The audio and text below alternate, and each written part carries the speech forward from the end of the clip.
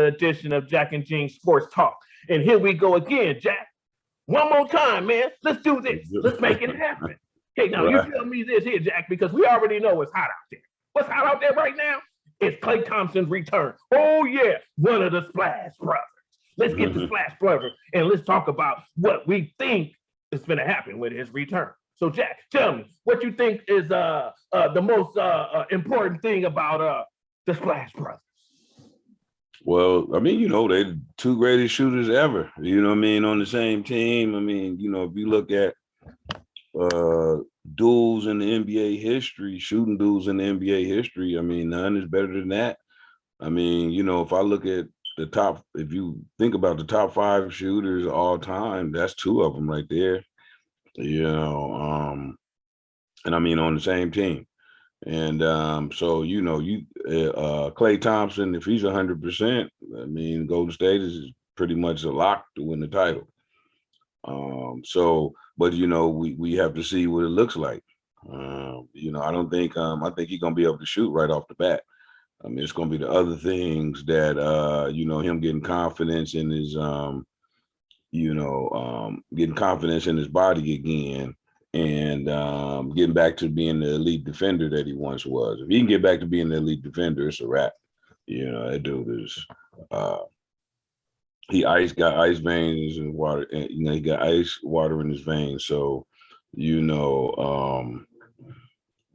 put that defense along with the way Wiggins is playing, the way Draymond Green is playing, the way Jordan Poole, Poole is playing. You got something, man. I mean, you got something really nice. And so that's where it's gonna be, man. We're gonna see tonight, though. You know what I mean? Yeah, we're gonna see tonight because it's going on tonight.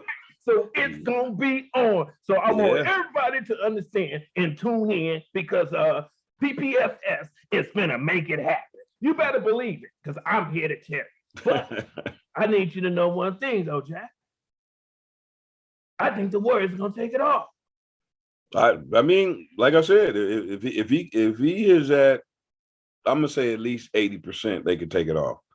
If Clay is at 80%, they can take it off. I mean, hold on. Time out.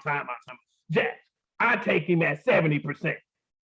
I take a Clay Thompson at 60% and think he'll still give me a tie. And with the Warriors and what the Warriors got, defense, offense, top of the league. You give me a 60% Clay Thompson. Yeah, that's victory. That's and we're not talking about just knowing anybody.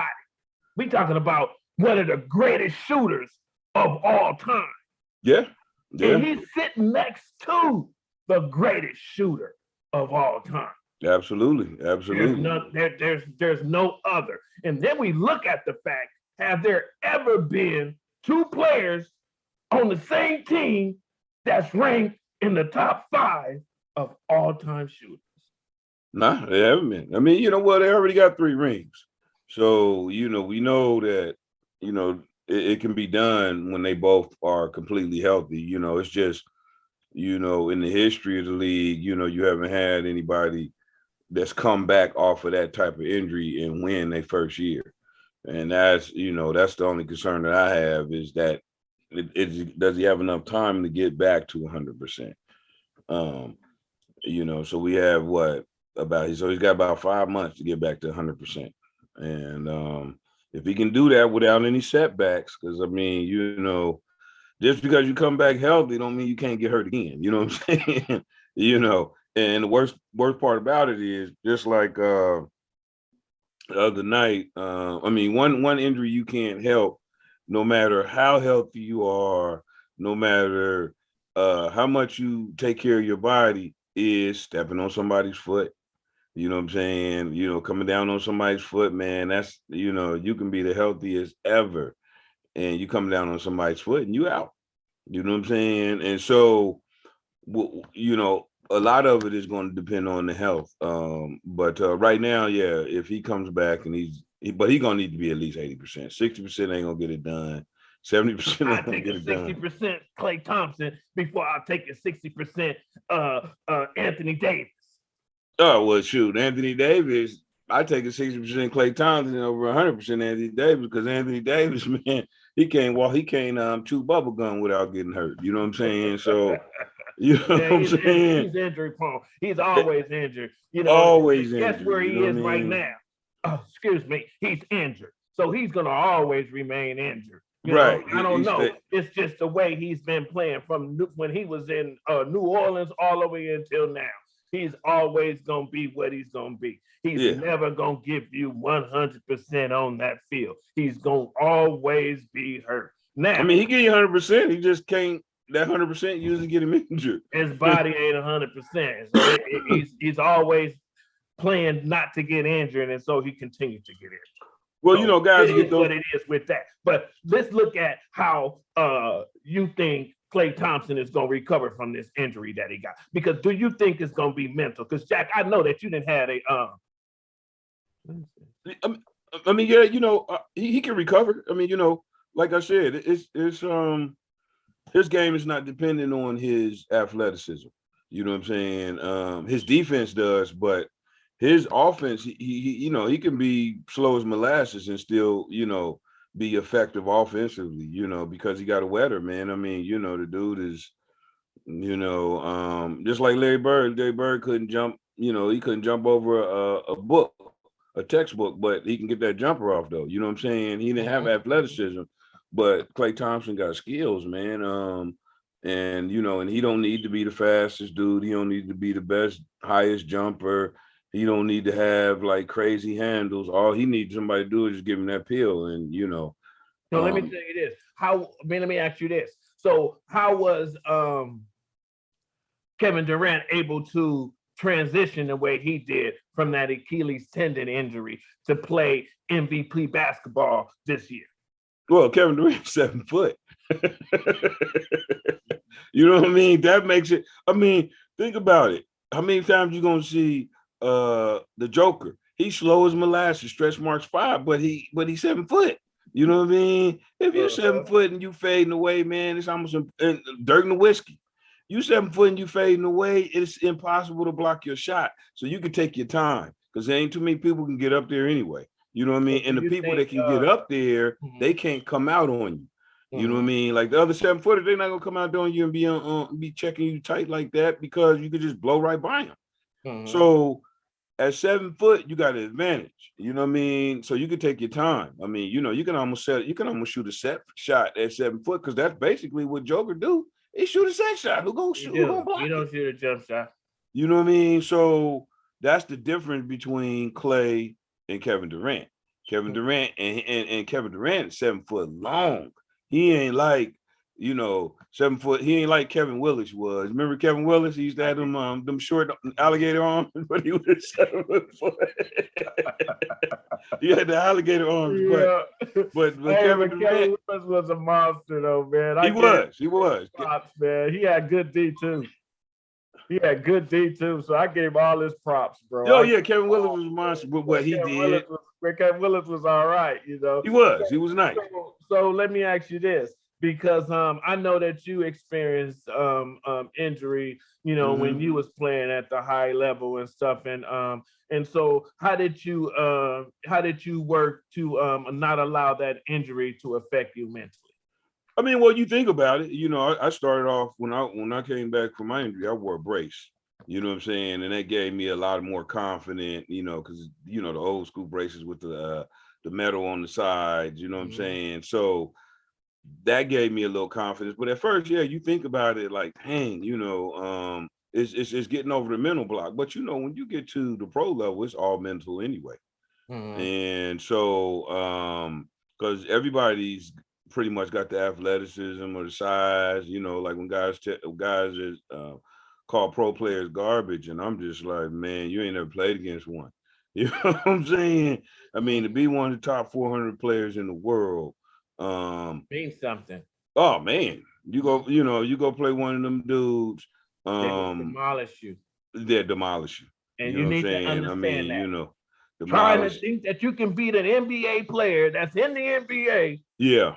They will demolish you. Yeah. I mean, you have to be one of the 400 top players in the world to you make do. to make the NBA. NBA. And Yeah. to think that, oh, well, they play this way, they play that way, you play them and see Right. how.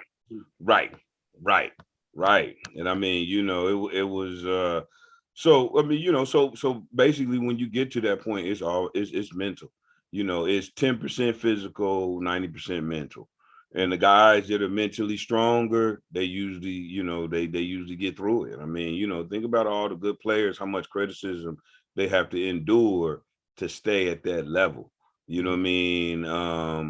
But somebody like Clay, you know what I mean? It should be a lot easier for him because he was raised in that environment. You know what I mean? It's like breathing to him. You know what I mean? Dad was first pick in the NBA. So all of that, he grew up like, this is how you handle this. This is the mentality you need. So he's got the advantage when it comes to that because I've grown up in the NBA, literally grown up in the NBA. So I don't think it's going to affect him as much mentally as it would someone else. He knows how to close the noise out. I mean, think about when he even came into the league. He had controversy coming into the league, and he blocked it all out, ended up being, all NBA player, all world winning championships. He didn't let that affect him. And so mentally he's super strong. It's just whether his body holds up. And he doesn't have an injury history. I know he's been out for a long time, but before this injury, Clay Thompson was healthy. You know what I mean? He was a healthy player, just like I was telling people when Russell Westbrook was out. And I was like, but he don't have injury history. You know what I mean? Those type of players you can be a little bit more confident in because, just like Michael Jordan. Michael Jordan was out for a whole year. Jordan was, he had a season ending injury, came back, GOAT. Dirk Nowitzki, he had a season ending injury, came back, no problem. Russell Westbrook came back, no problem, because he doesn't have history. Now, when you got guys that have injury histories, when they have an injury, they done. You know what I mean? Because they come back and they get injured again and injured again because it's their psych, it's their mindset. So how do you think he's going to play tonight? Because he's not playing against a team that's not good. He's playing against an upcoming and revised Cleveland team. So let's look at the fact that they 22 and 17. So they're playing good basketball. They are. And right now they on a little winning streak. So how do you think he's going to adapt to that? Because Cleveland's going to take that as a challenge, and whoever is going to stick Clay is going to stick him harder than they would if he played any other way. So I don't know how So what do you think he's going to do in order to adjust to that Cleveland team? Well, they'll probably put him on marketing, you know what I'm saying? So because I seriously doubt he's gonna be checking Darius Garland or Isaac Okoro. That's not a good place to bring him back in because they real athletic. But he can do marketing. Marketing might be bigger than him, but marketing, he can stay in front of marketing. You know what I mean? So this is a good game because it's a good team. You know what I mean? He can start getting his win back. Marketing is going to have a problem checking him, but I think they're probably going to end up putting Okora on Clay.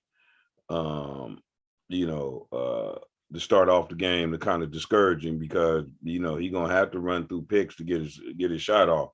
Because he's never been a guy that's gonna dribble his way into a shot. You know what I mean? No, it's always off of a pick and off of Draymond knows exactly how to get that ball to each one of those Splash Brothers. So this is with Clay's return is gonna take some pressure off of Stephen Curry, and Steph Curry is going to be able to relax